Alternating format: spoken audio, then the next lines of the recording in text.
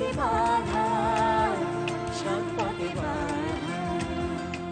মুহূর্তে একটা অত্যন্ত দুর্ভাগ্যজনক খবর, গানটি গাইতে গাইতেই ঋদ্ধি ব্যানার্জির গলা দিয়ে রক্ত বেরিয়ে আসাতে তিনি অসুস্থ হয়ে পড়েছেন। আমরা প্রত্যেকেই চাক্ষুষভাবে সেটা বুঝতে পারছি এবং যথেষ্ট অসুস্থতা।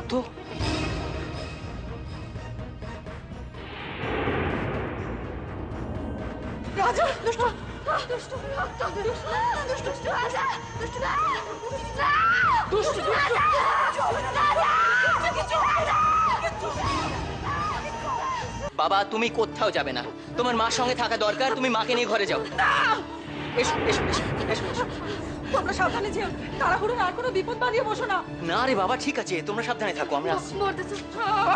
আমি রাতে চলে গেলে দাঁড়িয়ে থাকবো, আমি এখানে দাঁড়িয়ে থাকবো, আমি কোথাও যাবো না। আমাকে আমাকে কেউ আমার রাজাকে আগে এনে দাও, তোমরা আগে আমার রাজাকে। তুমি এরকম রেগে বললে চলবে কি করে?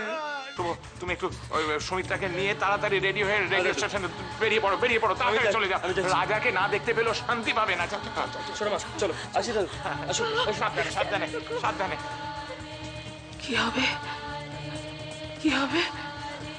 বৌদি, আমার যে বড্ড ভয় করছে, যে আমার মুখ দিয়ে রক্ত উঠছে, বলছে যে ও মা গো, আমার শুধু দুষ্টর মুখটা মনের মধ্যে ভেসে উঠছে। কি হবে ও বৌদি? তুমি চুপ করো তো মানদা, রাজার কিচ্ছু হবে না।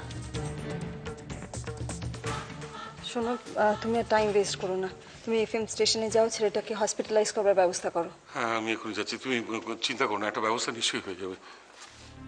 আসুন, আস্তে আস্তে আস্তে আস্তে আস্তে, সাবধানে। এখানে বসুন, এখানে বসুন।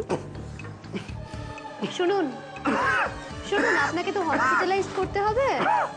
আপনার আপনার বাড়ির নাম্বারটা বলুন, কন্ট্যাক্ট করতে হবে তো আপনার বাড়ির লোককে। আপনার আস্তে আস্তে আপনার কন্ট্যাক্ট নাম্বারটা জানান একটু। বাড়ির ফোন নম্বরটা বলুন। 98 হ্যাঁ 311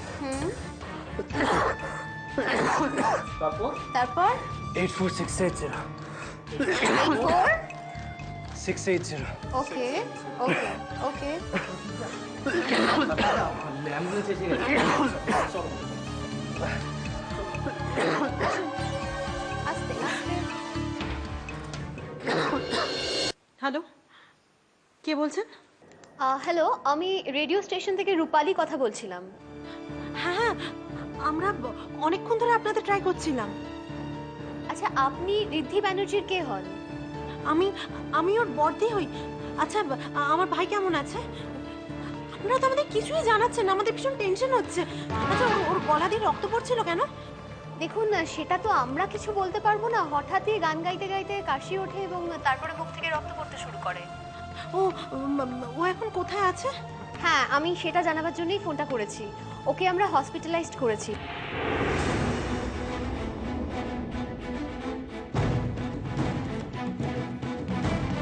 ওকে, আমি এখন রাখছি, ঠিক আছে? ঠিক আছে, থ্যাংক ইউ। হ্যাঁ, বড়দি, কি বললো রে ওরা? ওরা রাজাকে নিয়ে হসপিটালে গেছে।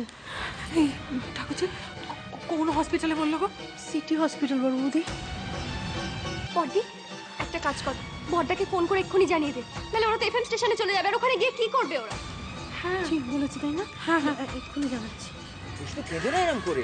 আচ্ছা রাজা তোমার এরকম অবস্থায় দেখলে কি হবে বলো তো? হ্যাঁ সব ঠিক হয়ে যাবে। দাদা রাস্তা তো ফাঁকা, একটু জোরে চালান না প্লিজ, এমার্জেন্সি, বুঝতে পারছেন তো? ওটা আমার নিজেকে বড্ড অপরাধী বলে মনে হচ্ছে।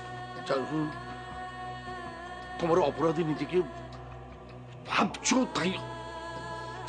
আচ্ছা তুমি ভাবো না যে রাজা তোমার সন্তান, তাহলে এই অপরাধ বোধটা কাজ করবে না? কেন এইসব অমঙ্গল চিন্তা করছো? কেন তুমি পাগলামো করছো বলো তো দেখি? আমি বলছি, আমি তো আছি। রাজা